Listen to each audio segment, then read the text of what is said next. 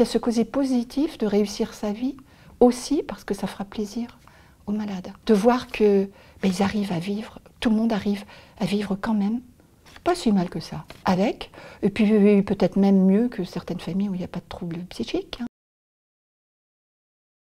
Déjà, malheureusement, je n'ai pas été disponible pour mes filles comme je l'aurais été. J'ai capté après qu'elles n'ont pas eu droit, je ne sais pas moi, à faire des courses de façon désinvolte en rigolant. Parce que j'explosais en larmes, elles aussi, parce qu'on était sérieuses, chamboulées. Il y a une partie joyeuse de l'adolescence qu'elles n'ont pas eue avec nous. Ce qui change aussi, c'est que pour les fêtes de famille, bien sûr, de temps en temps, il est là. Mais il y a des moments quand il y a trop de stress ou des gens dont on n'est pas sûr, on préfère séparer les moments festifs pour être sûr de les réussir. Moi, par exemple, quand il est là, je ne bois jamais. Je fais en sorte que les gens autour de la table, il n'y ait pas d'excès. Parce que si jamais il y a une parole qui l'interprète mal et que ça commence à partir en vrille, vous êtes moins performant pour répondre si vous avez un peu bu parce que vous voulez être joyeuse et puis fêter. Malgré tout, c'est incroyable de voir l'affection qui se donne quand même et qui est là, et tant mieux.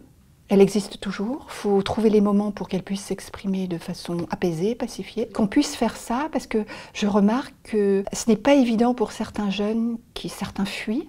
Certains sont trop fusionnels avec le malade. Il y a souvent des excès dans l'éloignement ou le rapprochement. Or, ces jeunes, c'est mieux qu'ils se finissent, qu'ils deviennent adultes à part entière, qu'ils tiennent sur leurs deux pieds. C'est comme ça qu'ils pourront aider leurs frères et leurs sœurs. Parce qu'il faut savoir que ça fragilise énormément les frères et sœurs. Et puis à cet âge-là, ils ne vont pas chercher de l'aide. Et surtout vivre.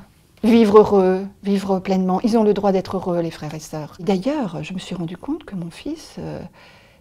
il se rendait compte lui-même qu'il nous plombait de temps en temps, que c'était moins drôle, que ça nous prenait du temps, qu'il y avait des tracas administratifs, que j'avais moins de temps pour les autres, que j'étais fatiguée, que ses frères et sœurs étaient gênés. Et ça lui faisait mal, il souffrait aussi du fait de l'impact qu'il avait sur les autres. Donc de voir ses frères et sœurs vivre, avoir des enfants, se marier, avoir des succès, j'ai remarqué que ça lui faisait plaisir aussi. Il y a ce côté positif de réussir sa vie aussi parce que ça fera plaisir aux malades. De voir que ils arrivent à vivre, tout le monde arrive à vivre quand même, pas si mal que ça, avec, et puis peut-être même mieux que certaines familles où il n'y a pas de troubles psychiques. Ça a un avantage, c'est que ça oblige à approfondir les relations entre frères et sœurs, entre parents et enfants, et puis voir le reste de la famille. Ça permet une sincérité, une profondeur plus forte, je trouve. Et il y a aussi des retombées bien positives.